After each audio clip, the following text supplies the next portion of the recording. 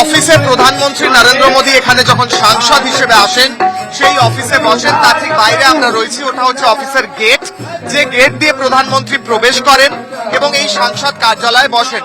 তার বাইরেই শামিয়ানা খাটানো হয়েছে এবং সেই প্যান্ডেল করে এখানে বিশেষ ভজন কীর্তন চলছে প্রধানমন্ত্রীর ৭৫তম জন্মদিবস উপলক্ষে।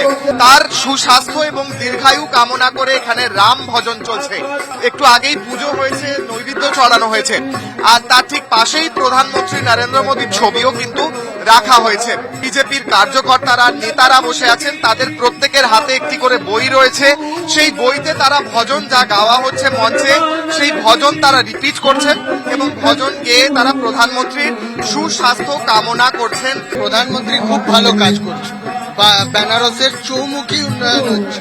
আর আমি এইটাই সন্দেশ দেব যে বেঙ্গলের মানুষও একবার बीजेपी के चांस दी। बंगाल की जनता को भी ये एक यहाँ से संदेश देना चाहता हूँ कि वो नरेंद्र मोदी जी भारतीय जनता पार्टी को की सरकार अपने यहाँ बनवावे, जिससे वो सुकून से अपना जीवन यापन कर सके। প্রধানমন্ত্রী নরেন্দ্র মোদী এখানে সাংসদ হিসেবে এখানে মানুষের মধ্যে ছেয়ে আছেন, তারা প্রধানমন্ত্রীকে ভালোবাসেন।